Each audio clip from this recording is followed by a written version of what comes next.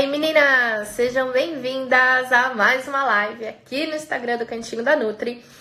Hoje começa uma semana muito especial, que é a semana, de abertura do programa de combate à SOP. Por isso, nós teremos lives todos os dias com convidados lindos, incríveis, fantásticos, do jeitinho que vocês merecem. E pra gente começar, não tinha como começar melhor, está de volta aqui a doutora Andressa, Endocrinologia em Dia. Só esperando ela entrar aqui, já vou fixar o tema da live. Vamos falar de um tema que vocês cansaram de pedir pra gente. Né, Dê? Oi, Carol! Tireoide, SOP, gente. Qual que é a relação? O que tem a ver uma coisa com a outra? Gente, essa live é o seguinte. Eu vou introduzir aqui rapidinho para quem está começando a seguir a gente agora, quem está caindo de paraquedas aqui, não sabe o que veio fazer nessa live. E aí depois a doutora Andressa vai explicar e eu vou anotar, tá? Porque eu não sou boba nem nada. E esse tema, quem entende, na real, é ela. Então, Dê, vamos só fazer uma introdução aqui. Aí eu me apresento, tu se apresenta e a gente já começa, beleza? Gente, olha só. Para quem caiu de paraquedas aqui, o meu nome é Carol Faria. Eu sou nutricionista e sou portadora da síndrome do ovário policístico há 20 anos.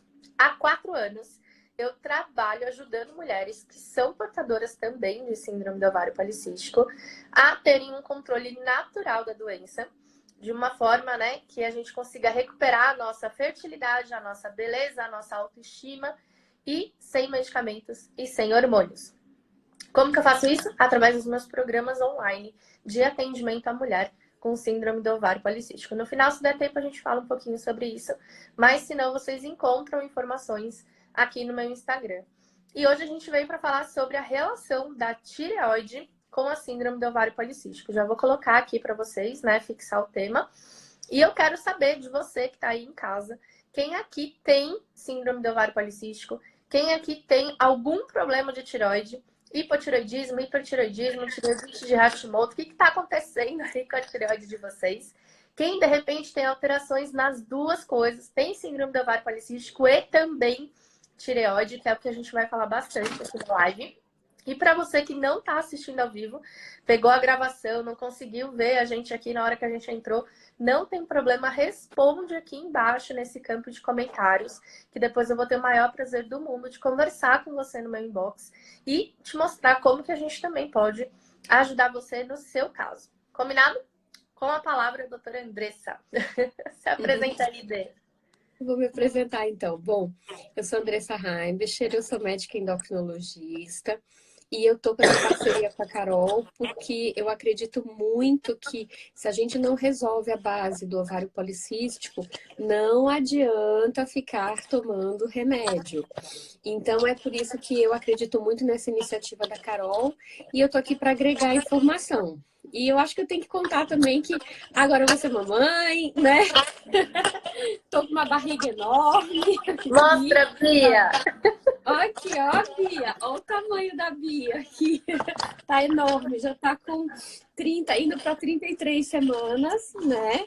E é um prazer imenso estar aqui com vocês essa noite, meninas, para a gente falar de um tema que é muito comum, que as pessoas têm muita dúvida, que é a tireoide e a relação do ovário policístico com a tireoide. Olha só, antes da gente começar, só vamos contextualizar aqui para quem está chegando agora, para quem começou a seguir a gente faz pouco tempo, né? Primeiro, síndrome do ovário policístico não é ovário policístico, tá?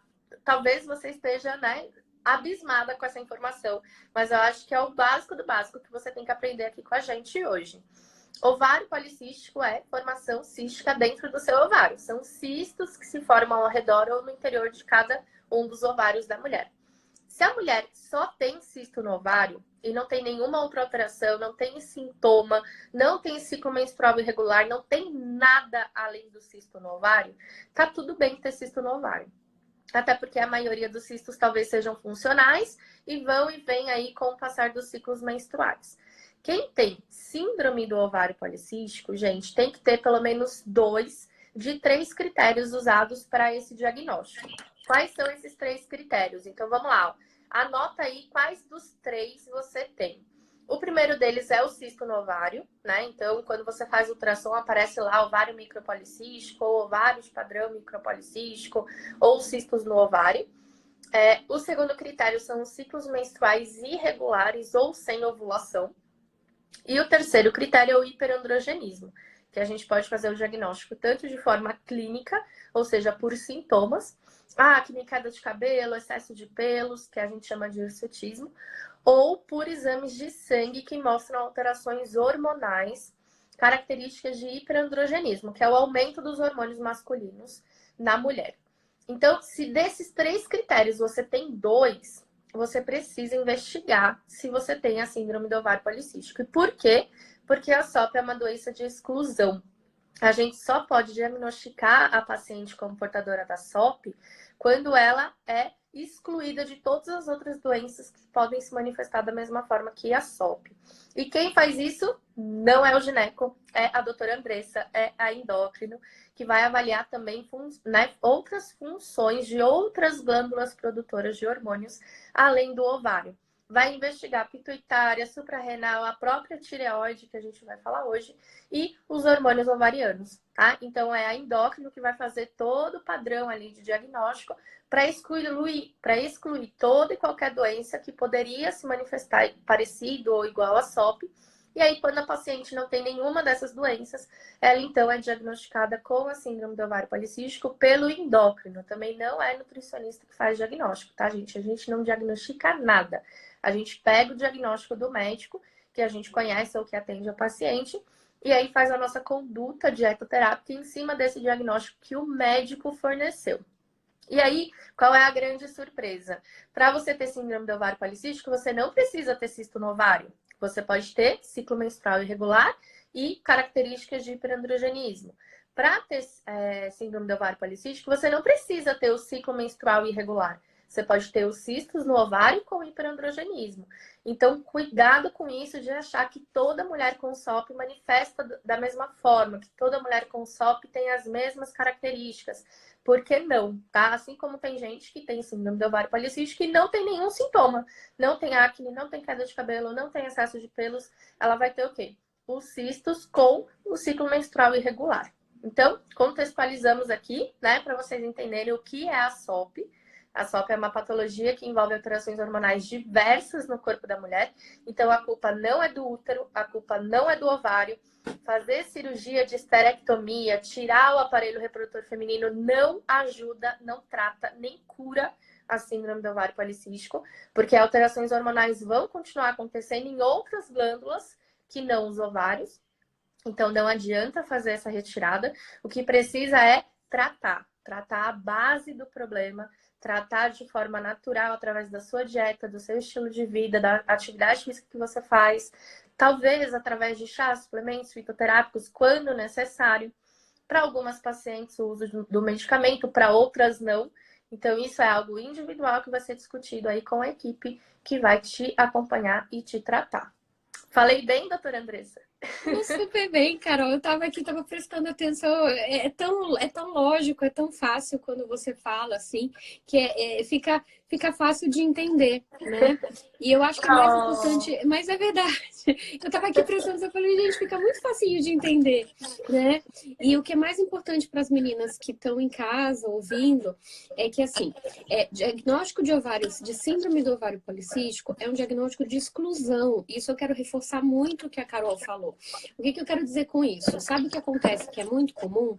Por exemplo, você faz um ultrassom e lá está o laudo, ovários micropolicísticos, e você ganha um diagnóstico como se fosse um selo de que você tem síndrome dos ovários policísticos. Isso não é verdade. Por quê? Porque precisa ter as outras 2 alterações que a Carol reforçou muito bem, que é alterações de excesso de hormônio masculino, que é o hiperandrogenismo, seja de forma clínica, então a gente consegue ver pelinhos, oleosidade, acne, queda de cabelo de padrão masculino, ou o excesso de hormônios masculinos dosados no sangue, e você pode ter irregularidade menstrual ou não. E aí você também pode ter resistência insulínica envolvida. Então, na verdade, por que a gente chama de síndrome? Porque é um conjunto de sintomas que isoladamente a gente não valoriza, mas que quando a gente combina esses sintomas, a gente consegue fechar o diagnóstico. E um dos diagnósticos diferenciais para ovário policístico, temos um gato entrando aqui.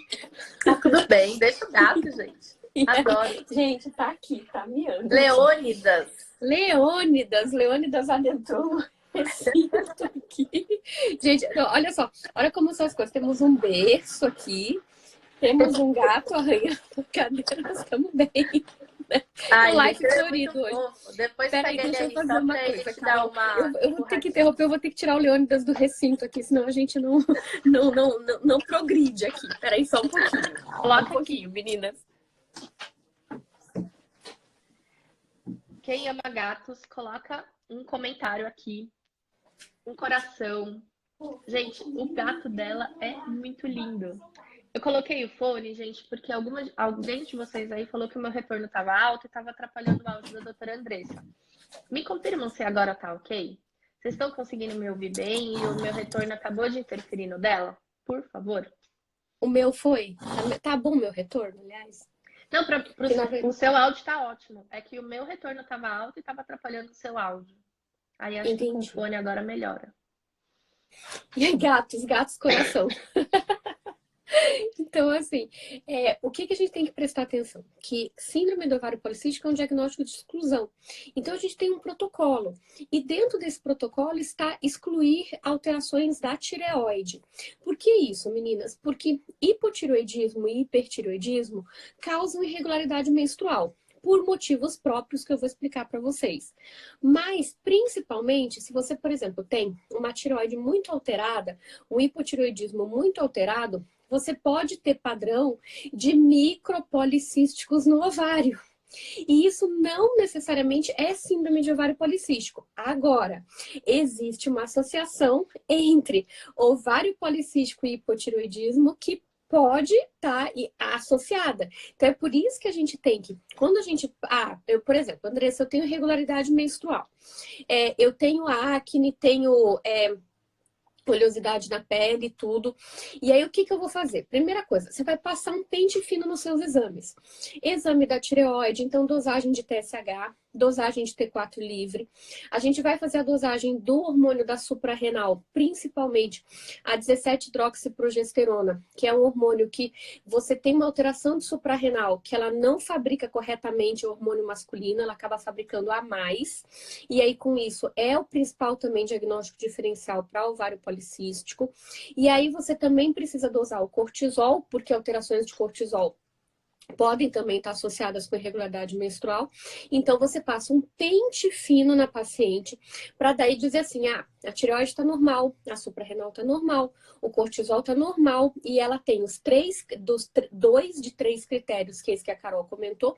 Aí a gente consegue fechar o diagnóstico de síndrome dos ovários policísticos. Então, o primeiro recado que eu queria deixar é, a gente não fecha o diagnóstico de ovário policístico se a gente não tiver testado a tireoide.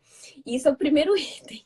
E se você já tem diagnóstico de hipotireoidismo e tem ovário policístico, você pode ou não ter síndrome do ovário policístico, mas você tem que estar com o seu hipotireoidismo tratado, com a sua tireoide equilibrada, para daí a gente conseguir fazer o diagnóstico direitinho, né?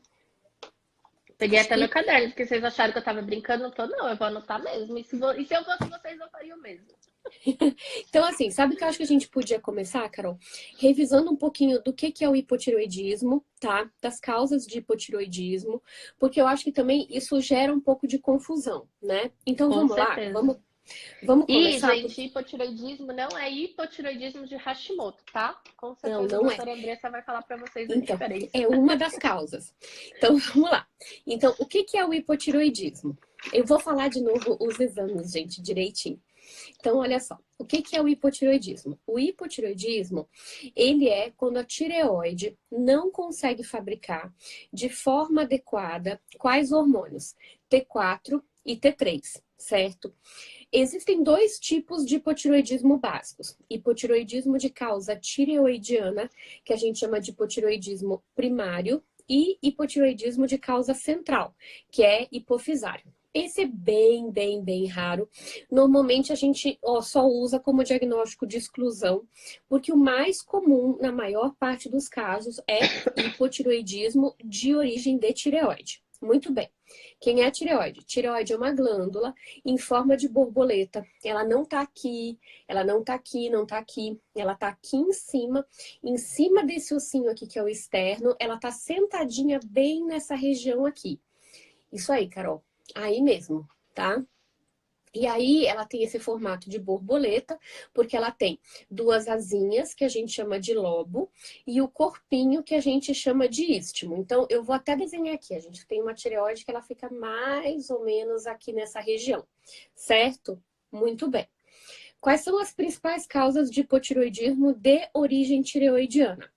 A primeira delas, e a mais comum hoje no Brasil, é o hipotireoidismo de Hashimoto. Então, hipotireoidismo de Hashimoto é um tipo de hipotireoidismo. A gente tem outros tipos, por exemplo, hipotireoidismo por deficiência de iodo, hipotireoidismo por desarmoniogênese, já vou explicar tudo isso.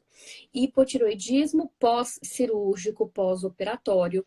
Então, a gente tem vários tipos de hipotireoidismo. Então, hipotireoidismo, para vocês raciocinarem, é redução de hormônio fabricado pela tireoide, que pode ser de causa tiroidiana, que é o mais comum, e de causa hipofisária, que é bem pouco comum. De causa tiroidiana, a causa mais comum é o hipotireoidismo de Hashimoto. O que é o hipotireoidismo de Hashimoto? É quando o nosso organismo, ele fabrica anticorpos que agridem a tireoide por algum motivo. Então, vamos lá. O nosso sistema imunológico, ele é treinado para reconhecer micróbios, micro-organismos, vírus, bactérias, e algumas vezes o nosso sistema imunológico, ele, ao entrar em contato com algum vírus ou alguma bactéria, ele reconhece um pedaço desse vírus e bactéria como se fosse parecido com a tireoide. E aí ele fabrica autoanticorpos. A gente não sabe direito qual é o gatilho que leva o nosso sistema imunológico a fabricar autoanticorpos que vão atacar a nossa tireoide. Mas a gente sabe que existem pessoas que são mais suscetíveis pela genética. Então, por exemplo, se a minha mãe tem hipotireoidismo de Hashimoto, minha avó tem hipotireoidismo de Hashimoto, a gente sabe que a pessoa, eu, por exemplo, posso ter hipotireoidismo de Hashimoto. E aí eu vou fabricar anticorpos que eu consigo dosar na corrente sanguínea, que são anti-TPO e anti-tireoglobulina. Esses anticorpos têm esses nomes especiais porque eles agridem parte da tireoide, das células de tireoide que fabricam o hormônio que é o T4 ou o T3. Dre, qual é a diferença de T4 e T3? T3 tem 3 moléculas de iodo na estrutura do hormônio e T4 tem 4 moléculas de iodo na estrutura do hormônio. Muito bem. Então, o que é a tireoide de Hashimoto? É o meu sistema imunológico produzindo anti-TPO ou antitireoglobulina, ou ambos, que vão atacar a tireoide e vão fazer o hipotireoidismo, porque a tireoide vai ficar difícil de funcionar e, com isso, ela vai ter uma elevação do hormônio TSH, que é o hormônio que a hipófise fabrica. Então, como é que vem o exame de sangue? TSH alto e T4 livre, no seu formato livre, baixo. Esse é o clássico. Muito bem. O que pode acontecer? Pode acontecer da pessoa ter TSH elevado e ainda ter T4 livre normal. Por que, Dre, a gente não dosa normalmente T3 no hipotireoidismo? Porque a padronização internacional é feita através da dosagem do TSH e do T4 livre, porque é a forma que menos tem interferente. Então, a gente só usa TSH e T4 livre. T3, a dosagem de T3, a gente só usa para o outro lado da moeda, que é a dosagem para hipertireoidismo. Tá indo bem, cara? Super. Então, Depois, gente, eu beleza. compartilho o resuminho lá no canal do Telegram. Muito bem.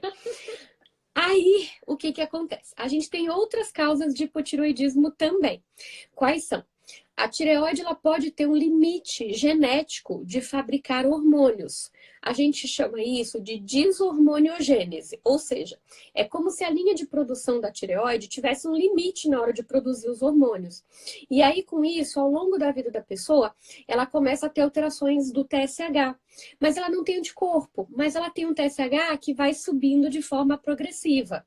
E muitas vezes essas pessoas também não têm genética. Então, o que que a gente tem que fazer? Quando tem um diagnóstico de um TSH elevado e de um T4 livre normal ou reduzido, a gente tem que buscar a causa. E aí a gente dosa os anticorpos para ver se é Hashimoto, ou então a gente acompanha, por exemplo, se é uma área que eu sei que é carente de iodo. Aqui no Brasil a gente não tem mais esse problema porque o nosso sal é iodado. Mas antigamente, a principal causa de hipotiroidismo no Brasil era o que chamava de bócio endêmico. O que é esse nome complicado?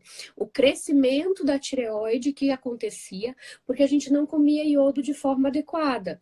E aí, com isso, se desenvolveu o hipotiroidismo. Por quê? Porque T3 e T4 são hormônios que levam iodo nas suas composições.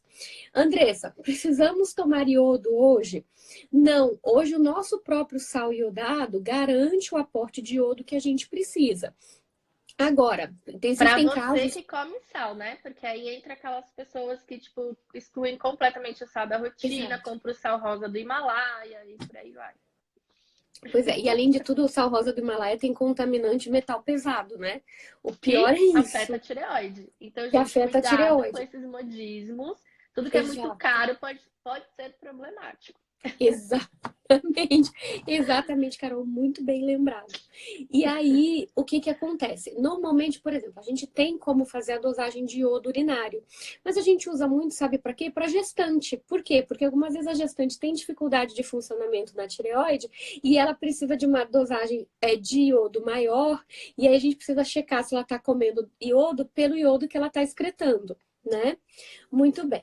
Então, assim, sabendo dessas causas, até por exemplo, assim, eu tive um câncer de tireoide, eu retirei a minha tireoide. Nesse caso, eu vou desenvolver um hipotireoidismo pós-cirúrgico. Ou, por exemplo, eu tive um nódulo de tireoide, eu precisei retirar a minha tireoide toda porque o meu nódulo era muito grande. Eu vou ter um hipotireoidismo pós-cirúrgico. Então, hipotireoidismo nada mais é do que a tireoide não conseguir funcionar de forma adequada, tá? Muito bem. Sabendo disso, qual é a relação do hipotireoidismo com o ovário policístico? E aí eu peguei um artigo, eu até estava estudando para o IGTV, e aí eu peguei um artigo e falei, Carol, achei um artigo fenomenal que resume isso pra gente. É um artigo, Carol, acho que vale a pena a gente compartilhar, né? Porque é um artigo que está com acesso livre, né? Para quem quiser, Eu para posso quem... colocar lá no canal do Telegram também. Pronto, faz Gente, ó, isso. quem não está no canal do Telegram e quer receber o resumo da live, o artigo, todo o nosso material, é só entrar no canal do Telegram, ele é gratuito. Você tem que ter o Telegram baixado no celular, é um aplicativo que nem o WhatsApp. Então você baixa o Telegram na sua loja de aplicativos e aí você clica no link do meu perfil, que está lá na descrição da minha biografia. Um dos botões que vai aparecer está escrito canal do Telegram. Aí, clicando lá, você já vai ser direcionado e consegue ver, acessar ali todas as nossas informações. Tem bastante coisa bacana lá. Porque a gente pode acrescentar esse artigo. É um artigo, é uma revisão do jornal de metabolismo, de endocrinologia e metabolismo da Índia, mas ele é muito bem feita essa revisão que eu fiquei impressionada. Então, o que que a gente sabe? Que existem duas desordens muito comuns, duas alterações muito comuns na endocrinologia. Alterações de tireoide e ovário policístico. E o que que eles conseguiram correlacionar fazendo esse levantamento? Que hipotireoidismo, ele pode piorar o ovário policístico, inclusive por conta da questão da autoimunidade. Então, eu fui ler direitinho. Então, o que que acontece? Existem algumas causas para a gente ter o hipotireoidismo alterando a tireoide. Uma delas é o aumento do hormônio TSH. O hormônio TSH elevado, que é o hormônio que a hipófise fabrica para mandar a tireoide funcionar, ele pode aumentar o depósito de colágeno nos ovários. Você sabia disso, Carol? Não sabia. Pois é, ontem eu estava lendo sobre isso, porque existe um mecanismo agora recém-estudado que mostra que quanto mais alto o TSH, mais risco de depositar colágeno nos ovários. E aí, quando a gente tem um ovário com mais colágeno, fica mais difícil de fazer a ovulação, né? E também existe uma outra questão que é o hipotiroidismo está relacionado com o aumento de prolactina, que é um hormônio que a gente dosa quando a gente está investigando o ovário policístico.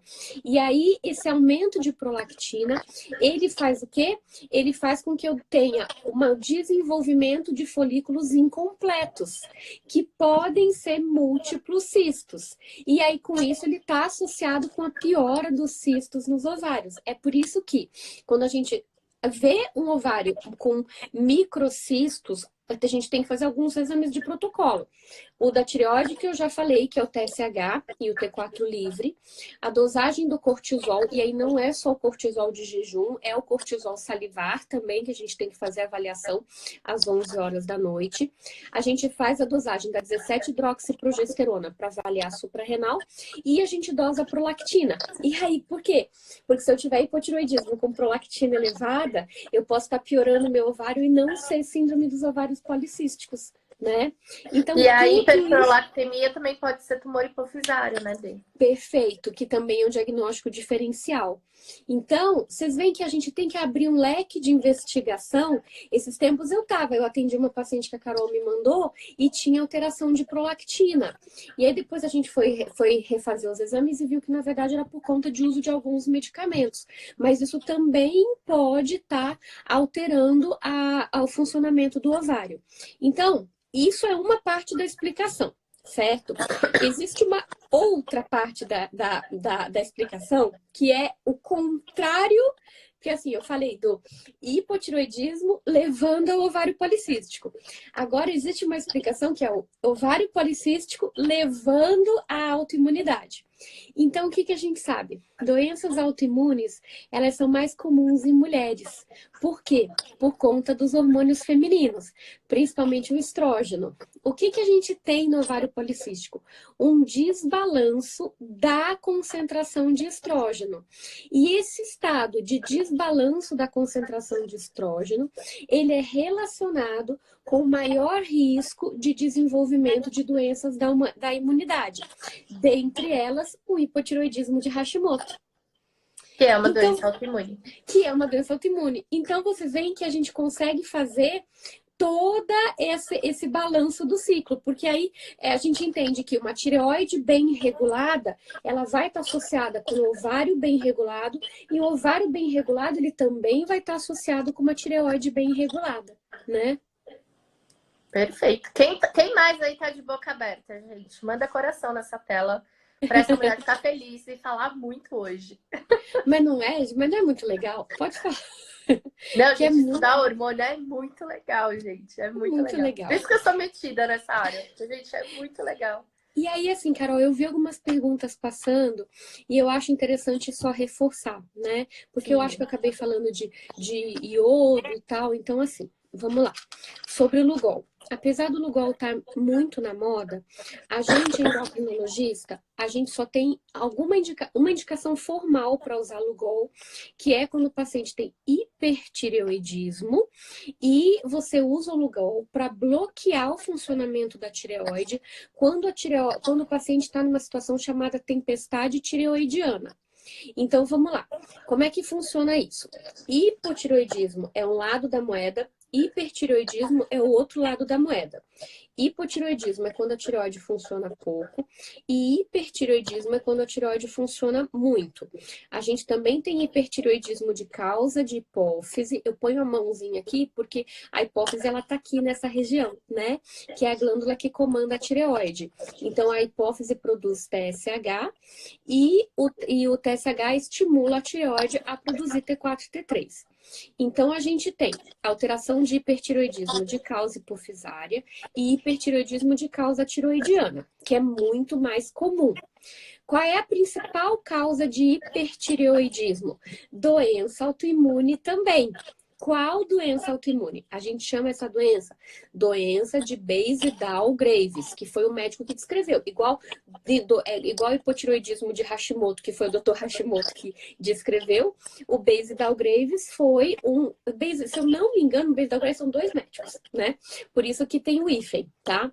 Então, foram eles que descreveram quando a tireoide, ela recebe autoanticorpos, o nosso corpo fabrica autoanticorpos que vai acelerar a tireoide. E aí a gente tem um autoanticorpo que é muito comum e que a gente usa só para fazer o diagnóstico de doença de Base-Down-Graves, que é o hipertireoidismo, ou carinhosamente chamado de Graves, né, que eu vi aqui nos comentários, que é a dosagem... Até na faculdade a gente chama assim. Chama de Graves, né?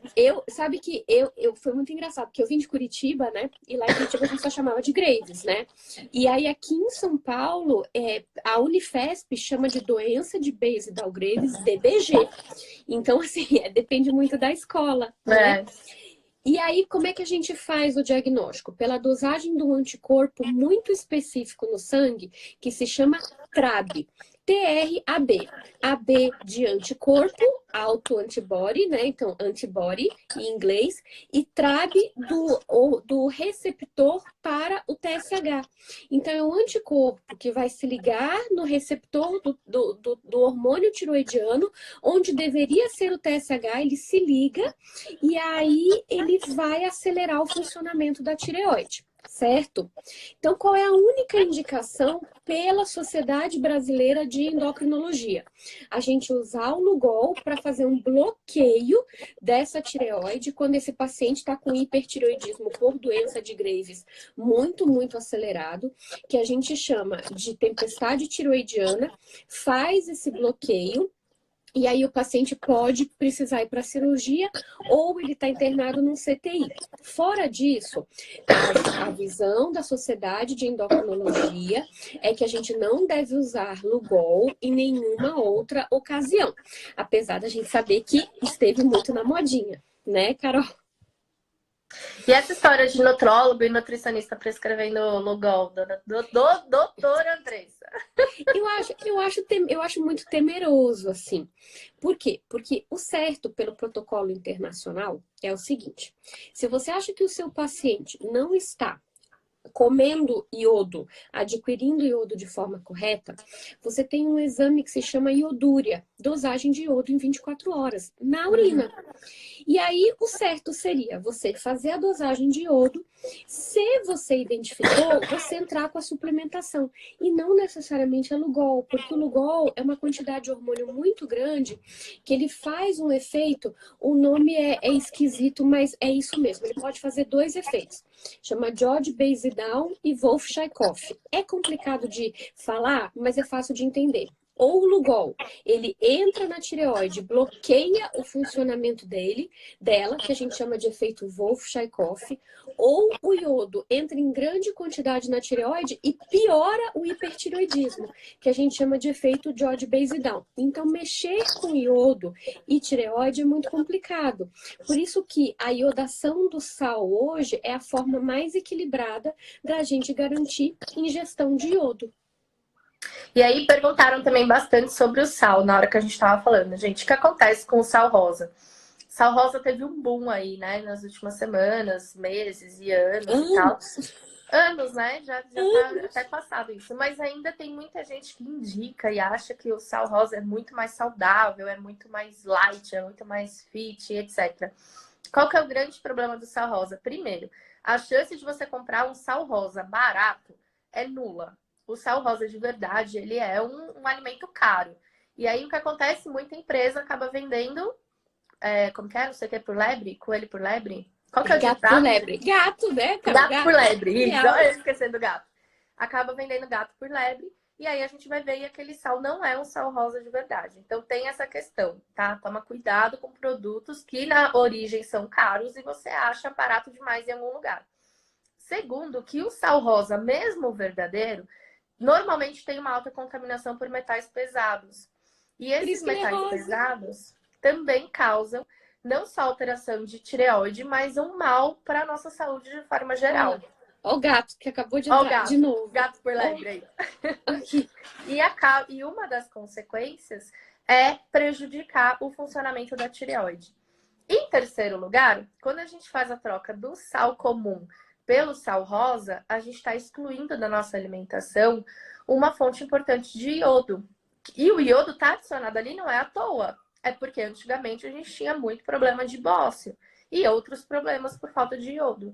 Então, adicionar iodo no sal, que é um alimento básico que todo ser humano consome, foi a forma mais eficiente de evitar esse tipo de doença. E aí vem essa fama, né, de que o sal rosa é o bambambam, bam, bam, e as pessoas deixaram de consumir o sal comum. E de tanta gente falar que consumir sal aumenta a pressão, aumenta o inchaço, aumenta a retenção de líquido, as pessoas criaram meio que um pânico de consumir sal. E muitas pessoas hoje em dia, sim, consomem mais, consomem o excesso, mas muita gente já está com carência, já está com deficiência do sódio. E o sódio é um nutriente que é importante e que precisa estar presente na nossa vida. Então, de novo, qual que é o segredo? O equilíbrio, né? Não precisa trocar o sal comum pelo sal rosa, né? Visando saúde, ter mais saúde, ser mais saudável. Mas também a gente não pode exagerar em nenhum dos dois. Também não adianta você trocar o sal comum pelo sal rosa e consumir em excesso. Você vai ter os mesmos problemas que consumindo o sal normal. E o Que sal você do ia falar da Himalaia não é esclerose? do Himalaia, né, Carol? É, Na verdade, é um golpe de marketing, né? sim. A gente sabe disso, né? Dói quando a gente vê paciente que gastou assim R$ 50 num potinho e a gente sabe que tem contaminantes ali. Já saiu estudo, já saíram estudos. Então, assim, na verdade, a gente tem que tomar muito cuidado com o que a gente vê por aí, né? Com relação a usar algum alimento milagroso que, na verdade, não tem evidência científica, né? Exato, e ainda pode fazer mal, né? Viu Então, só uma quem das entrou aí perguntas enquanto é você essa. falava, Carol? Eu Ele, vi, ele não tem noção. Ele entra, ele adentra no escritório, assim, tipo, tá o escritório aqui, ele entra, ele vai morri no entrar. domingo que você tava querendo falar grudadinha nele e ele lá com a patona no Também seu rosto, assim, tipo, sai. sai daqui! E Dê, Bom, uma das fale. coisas que me perguntaram aqui também é sobre a questão de você ter o TSH alto e o T4 normal. Você falou que pode acontecer e é até Pode comum, né? acontecer, mas isso vale a pena a gente falar. Vou tentar fechar de novo a porta aqui do escritório. Vamos ver se eu vou ter Deixa o sucesso gato, agora menina. nessa segunda tentativa. Bom, isso que a gente chama de hipotiroidismo subclínico, tá? Que é uma alteração que geralmente acontece em quase 10% da população, dependendo da área estudada. Aqui no Brasil é bastante comum, é quase 10% da população e é quase 10% da população feminina, né? Por quê? Porque doenças de tireoide, elas são bem mais comuns em mulheres, né? A gente acha que tem essa relação mesmo do hormônio feminino, que é o estrógeno, com o desenvolvimento de doenças da tireoide. Muito bem. Então, isso a gente chama de hipotiroidismo subclínico. Toda vez que eu tenho uma elevação de TSH, mas o meu T4 livre ainda é normal. Muito bem. O que a gente tem que fazer diante de um hipotiroidismo subclínico? Não necessariamente a gente precisa tratar o hipotiroidismo subclínico. A gente só precisa tratar o hipotiroidismo subclínico em algumas ocasiões. A principal delas é todo e qualquer TSH, hormônio que a hipófise fabrica, acima de 10. Então, TSHs acima de 10, a gente tem obrigação de tratar em qualquer... Entrou de novo. Em qualquer faixa etária. Muito bem. TSH. Ai, gente, eu posso com um negócio desse? Eu paro de explicar pro gato. Deixa o gato! Eu vou deixar. Então, assim, TSHs acima de 10, a gente tem obrigação de tratar. TSH acima de 4,5, que geralmente é o limite superior da normalidade, dos laboratórios, a gente tem que parar e avaliar o quadro da paciente. Digamos, eu tenho histórico familiar, eu tenho anticorpos positivos e eu tenho uma tireoide com textura heterogênea ao ultrassom, nesse caso eu tenho indicação de fazer o tratamento. Por quê? Porque a chance do meu hipotiroidismo subclínico evoluir para um hipotiroidismo clínico é muito alta. Então eu sou obrigada a tratar. Agora, se eu sou uma paciente que eu não tenho histórico familiar, Eu passo meu ultrassom de tireoide, não tem alteração de textura na tireoide. Eu tenho anticorpos negativos, eu posso esperar e redosar o hormônio tiroidiano em 3 meses. E aí, com isso, eu avalio a evolução. Aí você tem que ter calma para interpretar o exame. Eu vim com TSH de 4,5, ele subiu para 6. Eu repeti, ele subiu para 8.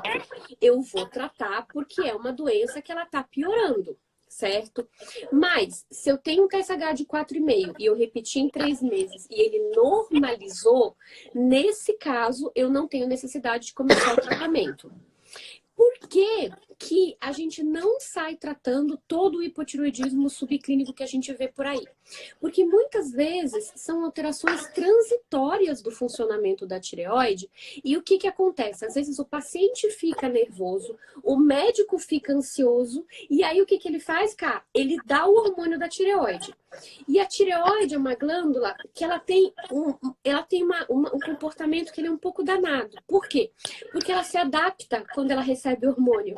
É por E aí ela isso... deixa de produzir mesmo, né? Exatamente. É por isso que fórmulas para emagrecimento que têm hormônios de tireoide, seja explícito ou seja escondido, são gatilhos para o desenvolvimento de hipotiroidismo a futuro. Porque a tireoide acomoda. Eu costumo explicar assim. Quando a tireoide normalmente ela vai fabricar 1,7 microgramas por quilo de hormônio por dia. Então, a única forma de você repor hormônio é com a levotiroxina, que é a forma do T4. Já vou entrar nesse detalhe que a gente não usa T3 para fazer tratamento. Hoje em dia, regulamentado no mundo, a gente não tem uma indicação formal de usar T3, mas isso eu já volto. Então, digamos, se eu peso 100 quilos, qual é a minha dose? Geralmente a minha dose vai ser 175 microgramas da levotiroxina se eu tiver uma tireoide que tiver parado de funcionar totalmente.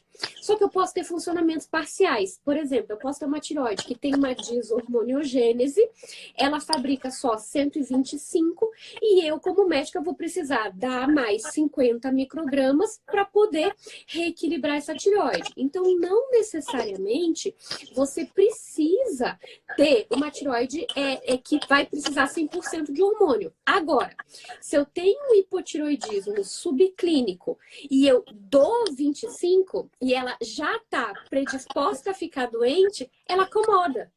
E aí você não consegue tirar o hormônio nunca mais. Então é por isso que a gente tem protocolos muito certos de tratamento. TSH acima de 10 sempre. Em pacientes idosos com risco cardíaco, a gente considera tratar TSHs acima de 7,5. Em pacientes jovens, TSH acima de 10 sempre. Se você tem anticorpos positivo e histórico familiar, a gente considera o tratamento pelo risco de evolução para hipotiroidismo aberto, hipotiroidismo franco. E principalmente tentantes. Tentantes que têm ovário policístico. É importante dosar a tireoide, porque se você tem anticorpos positivos, anti-TPO e antitireoglobulina, e o seu TSH está no limite superior da normalidade, isso pode estar afetando a regularidade da sua ovulação e, se você engravidar, corre risco desse hipotiroidismo evoluir e afetar o quê, Carol? O desenvolvimento do bebê. Exatamente. E, gente, pelo amor de Deus, olha, quem toma remédio de tireoide não para durante a gravidez. Eu recebo muita pergunta assim, ai, Carol, eu descobri que eu tô grávida, eu paro meu remédio da tireoide? Jamais. E não só não pare, como precisa ter acompanhamento de endócrino durante a gravidez inteira. Porque na gestação a nossa tireoide também sofre, né, Dre? Vira e mexe. A pessoa que estava ali super adaptada ao medicamento, tomando a mesma dosagem há muito tempo, precisa de ajuste no remédio. Então, quem é gestante e tem alterações de tireoide, acompanhamento na endócrino aí, ó. Eu peço para ir todo mês. Você pede a cada quanto tempo a consulta dele? O acompanhamento de tireoide na gestação todo mês. Todo mês, né? Eu preciso fazer ajuste, por exemplo, é uma paciente que tem hipotireoidismo. E aí a gente tem que falar um pouco. A gente pode falar sobre isso? A gente tem tempo, né, Carol? Então é assim. Então vamos lá. Como é que funciona isso? A tireoide do nenê, ela é uma tireoide que ela não existe não existe formada até a 8ª semana de gestação, tá? A partir da 8ª semana de gestação, o nenê tem tireoide, mas a tireoide não está pronta ainda. Ela só vai estar pronta para garantir hormônio pro nenê lá pela metade para frente da gestação. A gente sabe que na 32ª semana de gestação é quando a gente tem uma tireoide do nenê completamente funcionante. Muito bem. Para que o hormônio de tireoide serve no neném que está se formando? Para desenvolvimento do cérebro. Então, o que acontece? Quando a gente descobre que está grávida, geralmente a gente descobre com 5 semanas, 4 semanas, e o embriãozinho já está na metade do tempo de formação. Ele está dependendo de quem? Do hormônio da tireoide? Da mãe. Da mãe. E aí, o que acontece? Se você tem um hipotiroidismo que você não está tratando e você tem já um TSH super alto, você às vezes não vai ter condição de dar hormônio para esse nenê, que vai precisar exclusivamente do hormônio vindo da mãe. É por isso que quando você vai engravidar, quando você é tentante, é muito importante que você saiba que no pré-natal o seu ginecologista está pedindo hormônio de tireoide. Alguns ginecologistas gostam que as mulheres engravidem com TSHs abaixo de 2,5. Isso veio de um protocolo internacional que mostrava que não é ainda muito validado, mas é muito utilizado, que o desenvolvimento cerebral do neném seria melhor naquelas mães que tivessem TSH abaixo de 2,5. Pois bem, quem tem hipotiroidismo? Então, eu sou tentante e eu tenho hipotiroidismo, eu uso 100 microgramas de levotiroxina. Vamos dar um exemplo, um purão, um eutirox, um levoide, um sintroide, uma levotiroxina genérica, seja o que for. Descobri que estou grávida. Vou parar de usar? Pelo contrário, você precisa aumentar a dose em cerca de 30% ou até 50% para poder garantir sobra de hormônio para poder passar para o neném. Senão, senão o neném não vai ter um desenvolvimento cerebral do jeito que deveria. Entenderam? Bingo. E quem tem hipotiroidismo, é mais fácil, é mais difícil engravidar ou não altera? Não tem alteração? É mais difícil engravidar. Então, assim, o que a gente tem de Se não tiver em tratamento, né? Sim, sem tratamento. Mas a gente sabe que pela presença dos autoanticorpos aumenta o risco de abortamento também. Então, assim, o que é interessante? Hipotiroidismo descompensado, existe um desenvolvimento anormal dos folículos ovarianos. Hipotiroidismo por si só, ele já causa irregularidade menstrual. Então, a gente sabe que fica mais difícil para a mulher ovular. Além disso, existe uma associação entre os anticorpos, principalmente o anti-TPO, com o risco aumentado de abortamento. É por isso que mulheres com TSH próximo ao limite superior da normalidade, com anti-TPO positivo, geralmente o ginecologista vai começar o tratamento e ele está correto de começar o tratamento. Então, a gente tem alguns protocolos internacionais bem rígidos, explicando certinho quais são as situações que a gente tem que tratar na tentante e na gestante recém-diagnosticada. Então, é muito importante que o seu ginecologista saiba disso ou que ele te encaminhe para um endocrinologista que também saiba lidar com isso. Importantíssimo, gente. A escolha do profissional que vai te acompanhar no período pré-concepcional, ou seja, no período das tentativas.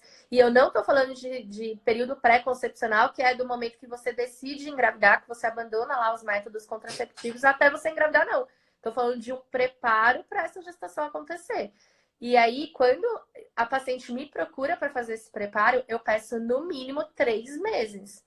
É 3 meses preparando o seu corpo, arrumando a sua casinha, limpando o teu aquário, para dali 3 meses você liberar para as tentativas.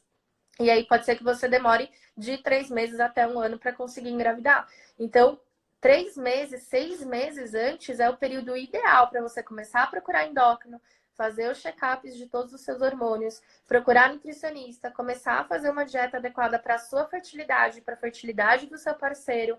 Nos homens, qualquer mudança alimentar demora 3 meses para surtir efeito na produção dos espermatozoides. Então, gente, período pré-concepcional não é quando você abandona o contraceptivo e quer engravidar, não. É um período que antecede isso, né, Dê? E teve uma outra coisa, eu estava falando de período pré-concepcional, Carol, e aí eu me lembrei que eu não falei um detalhe que é muito interessante, que é o seguinte: o hipotireoidismo descontrolado, não tratado, ele está associado com um aumento de gordura na região abdominal. A gente sabe disso, né? Então, Uhum. assim, esse aumento de gordura na região abdominal, em quem tem ovário policístico, pode piorar o padrão de ovulação da mulher com ovário policístico. Além disso, não é, eu sempre falo isso, não é que o hipotireoidismo gere ganho de peso, mas o hipotireoidismo deixa a pessoa mais lenta e com isso ela fica mais suscetível ao ganho de peso. Se eu tenho hipotireoidismo não tratado, uma ovulação já bem ruim, né? E aí eu tenho um ganho de peso que pode acontecer porque eu tô mais parada e eu acabo eventualmente comendo mais, o que que aumenta o meu risco se eventualmente eu engravidar? Diabetes Diabetes gestacional. gestacional. Exatamente. Então vocês veem que por que que é tão importante, por que que é tão importante esse preparo que a Carol falou que a gente tem que ter. Porque, por exemplo, se você é uma tentante, que você já está com uma tireoide não tão bem regulada, ou que você está acima do peso, a gente tem muita preocupação que você melhore o seu ambiente do seu organismo, que a gente chama de ambiente inflamatório, porque o ganho de peso gera inflamação, essa inflamação também piora o ovário policístico. Então, a gente tem que passar, quando a Carol fala limpar o aquário, é isso mesmo. A gente às vezes vai ter que falar assim: para, segura um pouquinho. A gente sabe da angústia das tentantes, a gente sabe. A Carol foi tentante, eu fui tentante, a gente entende isso. Mas às vezes não tem preço o bem-estar que a gente faz pra gente de emagrecer, começar a fazer atividade física, reduzir a resistência insulínica, regularizar o padrão ovulatório, regularizar o padrão de sono. E aí eu vou deixar para vocês assistirem os 4 pilares da Carol, que são muito importantes. E aí, com isso, você tem um padrão de ovulação e de qualidade de corpo melhor. E aí você entra numa gestação com a chance dessa gestação correr bem até o final melhor. Porque o que a gente não quer é você angustiada porque você teve diagnóstico de diabetes gestacional. Não é, Carol? Com certeza. Teve até uma das seguidoras que comentou aqui que usa insulina lenta 2 vezes ao dia, se isso é correto. Gente, a gente sempre pede, né? A gente sempre tenta ao máximo evitar o uso da insulina durante a gravidez. Quando a mulher é diabética e já engravida usando insulina, ela vai usar insulina durante a gravidez, porque ela não está produzindo hormônio e ela precisa sim da insulina durante a gestação.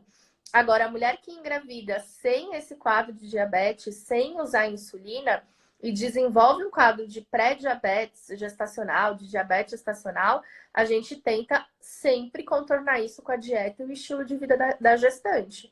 Quando a gente não consegue, quando a mulher não consegue fazer a dieta ou não consegue melhorar os níveis de insulina e glicose dela, aí pode ser que seja necessário sim a insulina. Mas isso não é 100% tranquilo e leve para o neném não, né?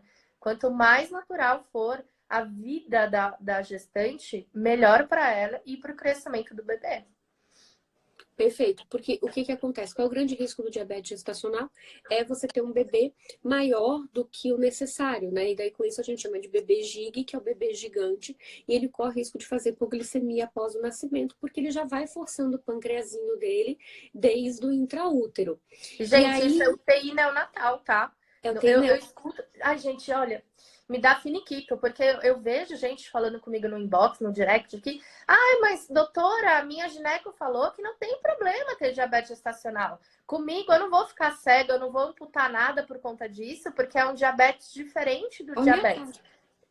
Não, eu ouço, eu não ouço, eu leio isso, né? No meu inbox. Então, mas quando o neném nascer, passa, esse diabetes passa. Primeiro, se você tem diabetes gestacional, a chance de você desenvolver diabetes depois da gravidez é maior. Então, você pode sim se tornar uma diabética ao longo da vida depois que o neném nasce. E o bebê que nasce e tem hipoglicemia por ser grande para a idade gestacional, ele vai para a UTI neonatal. Então, gente, é muito sério isso. Não é só um diabetes transitório da gravidez que quando o bebê nasce ele desaparece. Não é assim. Não, e outra coisa, aumenta o risco da criança ser diabético tipo 2 quando criança e quando adulto, né? E Sim. então a gente tem que ter, assim, tem que encarar o diabetes gestacional como uma doença séria e uma doença que a gente tem que evitar a qualquer custo. Então são dois pontos importantes que a gente precisa cuidar para quando a gente é tentante, que é a tireoide antes da gestação, né? Fazer uma avaliação do seu perfil todo metabólico, então glicemia, colesterol, a gente precisa fazer, obviamente, a dosagem de vitaminas e se eu tiver, por exemplo, uma gordura no fígado, eu vejo muita paciente, não, o meu fígado tá com um pouco de esteatose, um pouco de inflamação, eu vou engravidar mesmo assim. Falei, gente, isso pode piorar e sobrecarregar o fígado durante a gestação. Então, por isso que é, assim, essencial passar um pente fino com os exames quando você estiver limpando o seu aquário para você poder começar a engravidar numa situação de saúde melhor, porque a gestação é uma situação em que leva o seu corpo ao extremo. Você ganha 10 quilos, mais até, você pode ganhar 20 quilos, você pode ganhar 15, que a gente não quer esse ganho de peso absurdo, mas às vezes pode acontecer por várias alterações. A gente quer que geralmente uma gestante ela mantenha em torno de 11,5 quilos até 13 quilos, às vezes menos se ela tiver com sobrepeso, aí a gente vai até 11,5 quilos. Tem tabelas para fazer o controle, mas o mais importante é entender que como a gestação leva o corpo ao extremo, a gente tem que ter todo o cuidado para que não sobrecarregue o nosso fígado, não sobrecarregue o nosso pâncreas, não sobrecarregue o pâncreas do nenê. Esse nenê tem um desenvolvimento cerebral correto. Então, todos esses pontos são essenciais quando a gente vai pensar em engravidar. Por isso que às vezes eu vejo as pacientes da Carol com o ovário policístico muito angustiadas para engravidar, e a Carol, ela faz e isso eu falo que ela faz isso lindamente, porque ela dá uma puxada de orelha com muito amor, que ela fala assim, vocês têm que engravidar com o seu aquário limpo, com a sua base correta, que é uma alimentação boa, que na verdade, gente, nada mais é do que o certo. Uma alimentação boa, um sono bom, você está praticando atividade física, você está manejando o estresse. Senão também quem é a mulher estressada que engravida, gente? Quantas histórias vocês já conhecem Gente, disso? vamos falar uma coisa, né? Ninguém quer engravidar, todo mundo quer ter um neném. Exato. Porque engravidar é a parte mais fácil do processo. Você que tá aí se descabelando, enlouquecida, angustiada, ansiosa porque não engravida, cara, quando essa concepção acontecer, você ainda tem mais 40 semanas para segurar esse bebê dentro de você, para ele crescer, se desenvolver e você conseguir ter um filho ou uma filha fruto dessa gestação. Então é um processo que demanda demais do nosso corpo como um todo. E sim, estresse influencia, ansiedade influencia, assim como a alimentação, o estilo de vida, o uso ou não de bebida alcoólica, de tabagismo, de produto industrializado, de adoçante, exposição a metais pesados. No desafio de tentantes, eu peço até a troca do desodorante. E aí tem gente que fala, mas duvido que trocar o desodorante aerosol pelo desodorante sem alumínio vai fazer alguma diferença. Será que não vai fazer? Você vai querer correr o risco? Eu não corri o risco. Andressa correu o risco? Então, gente, é Não, muito sério. São pequenas coisas do nosso dia a dia que podem fazer uma diferença muito grande. Aí as pessoas falam, Carol, por que você não usa maquiagem? Por que você só usa maquiagem para gravar vídeo e no dia a dia você nunca tá maquiada? Vocês têm noção do nível de contaminação de metal pesado de um batom? E, cara, se você tem o hábito de usar batom, você fica metade do seu dia de batom e ainda reaplica várias vezes ao longo do dia. Então, olha o quanto você está expondo o seu organismo, a sua tireoide, os seus hormônios a essa contaminação. a Então, às gente tem vezes, na você está aí. tireoide uma coisa chamada disruptores endógenos, né? Eu vou falar bem rapidinho disso, que acho que a gente está estourando o tempo, né, Carol? A gente Então, tem um assim, minuto, a gente vai sair do ar assim de repente, vocês já estão até acostumados. então, a gente tem os disruptores endógenos, que são substâncias, principalmente derivadas de indústria de plástico, que podem alterar o funcionamento da tireoide, e substâncias semelhantes a hormônios, que também podem alterar o funcionamento da tireoide. Então, é por isso que a gente tem que ter muito cuidado de limpar os nossos hábitos quando a gente estiver fazendo tratamentos e quando a gente quiser ter saúde, né, Carol? Com certeza. Dê, muito obrigada pela presença. Antes que o Instagram chipa a gente daqui. Quem gostou da live, manda coração aqui no chat. Se você ficou com alguma dúvida, deixa sua pergunta no chat, que aí eu vou chamar a Andressa para responder para vocês, tá bom? Dê, obrigada, viu?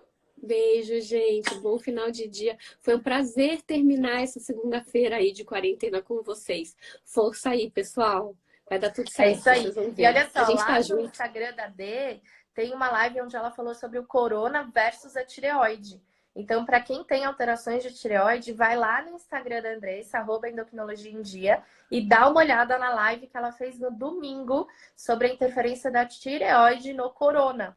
Muito legal, gostei e recomendo para todo mundo assistir. Ah, gente, que lindo. Ó, lindo dia, lindo final de dia. Beijo, beijo, beijo, Beijo, pessoal. gente. Fiquem Tchau, com tchau. Deus. E olha só, amanhã a gente tem live aqui com uma convidada super especial que vai contar a história linda dela e como ela superou a síndrome do ovário policístico para sempre e está grávida, depois que o médico falou que ela era infértil.